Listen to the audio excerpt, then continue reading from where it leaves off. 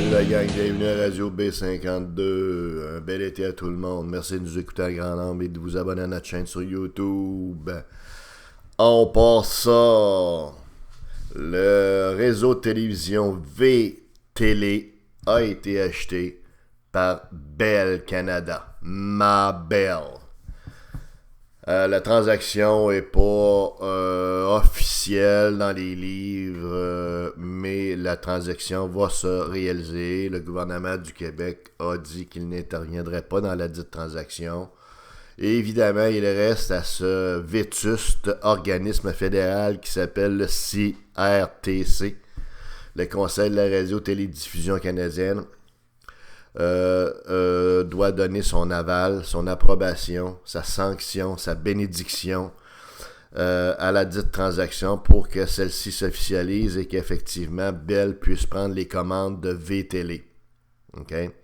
Petite parenthèse sympathique sur le CRTC, c'est un organisme qui devrait être revu, revisité, réingénierié, complètement repensé, car c'est un organisme qui est anachronique. C'était peut-être nécessaire en 1940, quand il y avait effectivement un contexte très différent d'aujourd'hui, où maintenant les radios et les médias traditionnels doivent composer avec les réseaux sociaux et avec des médias qui sont sur le web, sur l'Internet.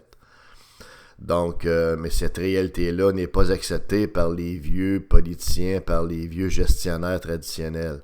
Alors, on conserve des dinosaures comme le CRTC, malheureusement encore en poste. Un jour, peut-être même que ça sera aboli. Enfin, fermons la parenthèse sympathique. Revenons à la transaction de V-Télé. Donc, effectivement, Bell a pris contrôle d'un poste de radio, d'un réseau de télévision important au Québec. Et est-ce que c'est une bonne chose ou une mauvaise chose? Écoutez, les frères Rémillard étaient plus capables. Ils n'avaient pas vraiment le backbone financier pour pouvoir investir ou réinvestir dans V-Télé pour amener ce réseau-là à un autre niveau. Donc, Bell a les reins solides. Bell est capable également de faire de la convergence en ayant un réseau de télé qui, évidemment, va dans le même sens, ou enfin, est un complément, je dirais, business très pertinent avec leurs autres opérations financières au niveau câble distribution. Okay? Le problème de Bell, c'est que leur service à la clientèle est pourri. Vous appelez à Bell et vous avez l'impression d'appeler à Kuala Lumpur ou dans le fin fond d'une hutte en Malaisie à parler à un pauvre petit Indien ou hindou, comprends-tu, qui a de la misère à parler français. Ça, c'est le service à la clientèle de Bell. L'autre problème de Bell, c'est qu'ils changent leur facturation au gré de ceux qui appellent, qui les contactent et qui chiolent. Autre problème de Bell. Et troisième problème de Bell, évidemment, leurs forfaits, leurs coûts sont beaucoup trop élevés, donc les services de Bell de câble distribution sont beaucoup trop chers.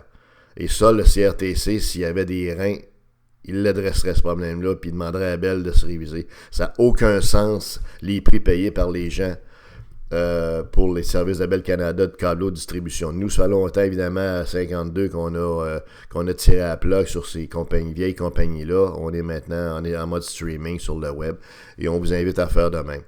Maintenant, si on revient à la transaction PKP, l'ineffable Carl Pelado, parce que c'est pas Carl, C-A-R-L, c'est Carl avec un K. Carl! OK, tu sais, vraiment, à la sonorité, là, allemande, là, Carl Pelado.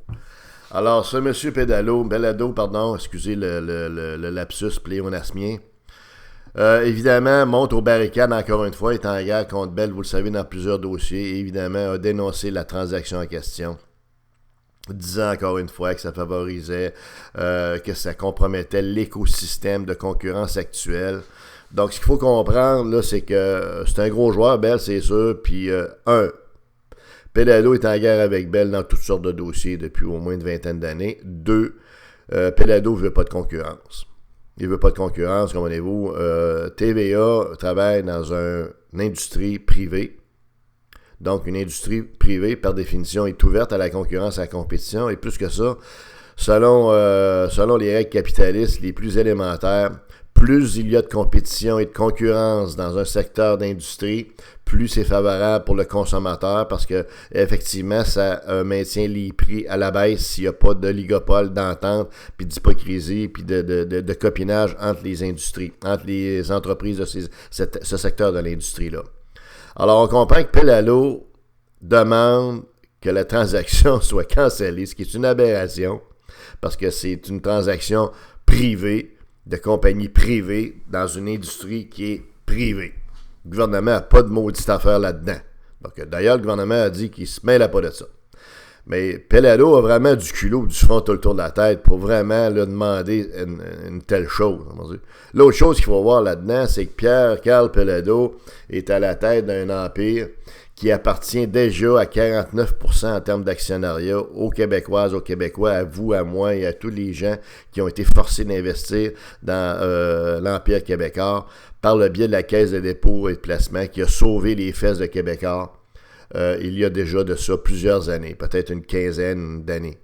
Effectivement, l'Empire de Québécois était un éléphant au pied d'argile et ce qui l'a permis de sauver la mise puis de maintenir à flot l'Empire québécois, c'est l'investissement public du gouvernement via sa caisse de dépôt dans Québécois.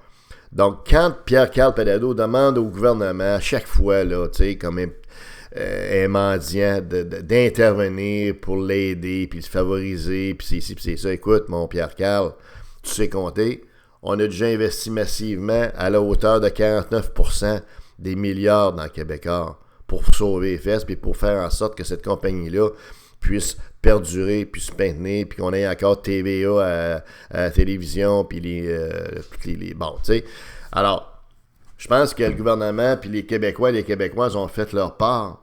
Et je dirais même que cette transaction-là de la Caisse de dépôt qui a sauvé Québécois de la faillite, je pense que c'est une transaction discutable, hein. Mais bon, c'est fait. Par contre, il me semble que PKP devrait se garder une petite gêne, hein, avant de demander l'aide du gouvernement du Québec à chaque fois, parce que cette aide-là, il l'a eu, et à une très grande hauteur, comme vous voyez, en termes d'investissement et de soutien à ses propres opérations. Fait que, OK, le message, c'est essaye donc d'être meilleur. Moi, je dirais Québécois, là, TVA, essayez donc d'être meilleur, essayez donc de diminuer vos coûts tout en augmentant la qualité de vos produits, de vos émissions. Arrêtez de faire juste des téléromans, comprenez-vous, pour des sous-doués qui ont un âge mental de 4 ans, comprenez-vous, pour des petits bébés, là. Essayez donc de faire quelque chose qui est un petit peu plus de qualité, un peu plus trendy, un peu plus tendance. Regardez ce qui se passe sur le web. Sortez de vos vieilles patente de vieilles émissions, bonjour Montréal, salut bonjour, salut moi, salut toi, salut nous, donnons-nous la main des becs. C'est complètement à revoir cette grille-là. Essayez donc d'être compétitif, d'être à la hauteur, puis vous allez battre la concurrence, puis vous allez en vendre dans le fond de la publicité, puis vous allez arrêter de quêter le gouvernement du Québec, puis les Québécois et les Québécoises, à chaque fois qu'il y a une transaction dans le monde des télécommunications. Alors, c'est ce qu'on peut souhaiter à partir de maintenant de Québécois et